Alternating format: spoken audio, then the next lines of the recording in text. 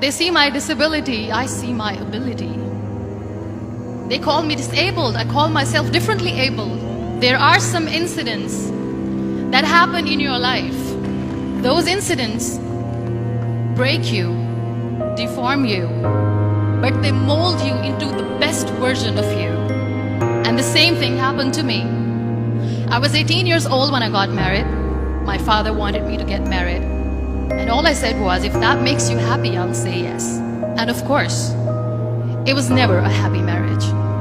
Just about after 2 years of getting married, I met a car accident. Somehow my husband fell asleep and the car fell in the ditch. He managed to jump out, saved himself. I'm happy for him. But I stayed inside the car and I sustained a lot of injuries. The list is a bit long, don't get scared. The wrist was fractured. Shoulder bone and collarbone were fractured. My whole rib cage got fractured. And because of the rib cage injury, lungs and liver were badly injured. I couldn't breathe. I lost urine and bowel control. That's why I have to wear the bag wherever I go. 3 vertebrae of my backbone were completely crushed. And I got paralyzed for the rest of my life. I finally ended up in a hospital where I stayed for 2.5 months. I underwent multiple surgeries.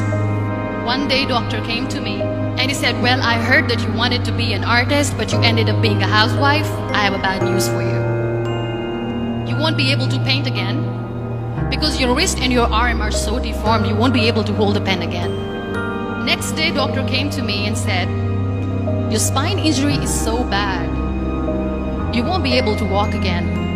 Because of your spine injury and the fixation that you have in your back, you won't be able to give birth to a child again.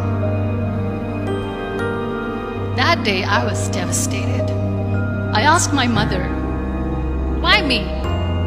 And that is where I started to question my existence. Why am I even alive? And that is where I realized that the words have the power to heal the soul. My mother said to me, this too shall pass. God has a greater plan for you. I don't know what it is, but He surely has.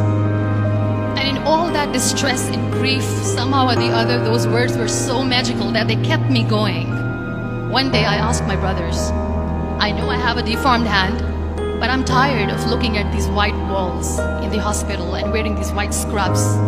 I'm getting tired of this. I want to add more colors to my life. I want to do something. Bring me some colors, bring me some small canvas. I want to paint. So the very first painting I made was on my deathbed, where I painted for the very first time. It was not just an art piece or just my passion. It was my therapy. And then I was discharged and I went back home. And I went back home and I realized that I have developed a lot of pressure ulcers on my back and on my hip bone. I was unable to sit. There were a lot of infections in my body, a lot of allergies. So doctors wanted me to lie down on the bed straight for not 6 months, for not 1 year, for 2 years. I was bedridden, confined in that one room, looking outside the window, listening to the birds chirping, and thinking maybe there will be a time when we'll be going out with the family and enjoying the nature. That was the time where I realized how lucky people are. That is the time where I realized that the day I'm going to sit, I'm going to share this pain with everyone to make them realize how blessed they are, and they don't even consider them lucky. That day I decided that I'm going to fight my fears. We all have fears. Fear of unknown, fear of losing people, fear of losing health, money. We want to excel in career, we want to become famous, we want to get money. We are scared all the time. So I wrote down one by one all those fears, and I decided that I'm going to overcome these fears one at a time. You know what was my biggest fear? Divorce. I was trying to cling on to this person who didn't want me anymore, but I said no. I have to make it work. But the day I decided that this is nothing but my fear, I liberated myself by setting him free. And I made myself emotionally so strong that the day I got the news that he's getting married, I sent him a text that I'm so happy for you and I wish you all the best. And he knows that I pray for him today. Number 2 was, I won't be able to be a mother again. And that was quite devastating for me. But then I realized there are so many children in the world, all they want is acceptance. So there is no point of crying, just go and adopt one. And that's what I did. People think that they will not be accepted by the people because we, in the world of perfect people, are imperfects.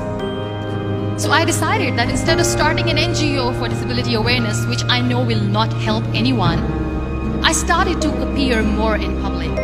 I started to paint. I decided that I'm going to join the national TV of Pakistan as an anchor person. And I've been doing a lot of shows for the last 3 years. I became the National Goodwill Ambassador for UN Women Pakistan, and now I speak for the rights of women, children.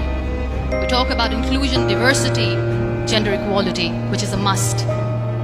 Every time I go in public, I always smile. It's always a big toothy smile on my face, and people ask me, don't you get tired of smiling all the time? What's the secret?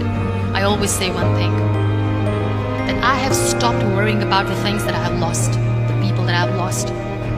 Things and people who were meant to be with me are with me. And sometimes, somebody's absence makes you a better person. Cherish their absence. It's always a blessing in disguise. Live your life fully. Accept yourself the way you are. Be kind to yourself. Be kind to yourself. I'll repeat, be kind to yourself, and only then you can be kind to others.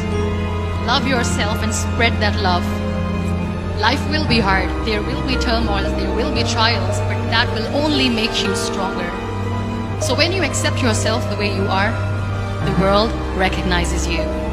It all starts from within.